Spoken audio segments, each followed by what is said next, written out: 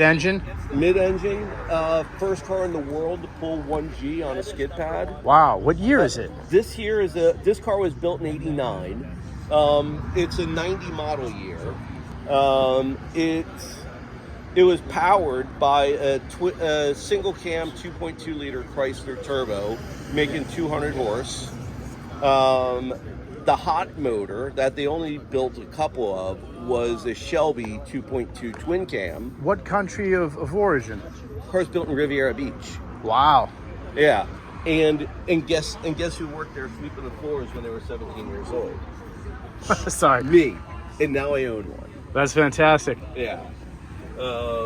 Single turbo? Single turbo, twin cam, 2.4 liter. It's an SRT4 motor.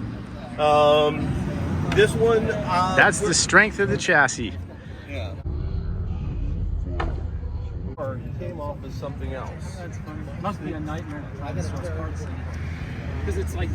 The custom stuff, A Consulier, one of 50 in the world.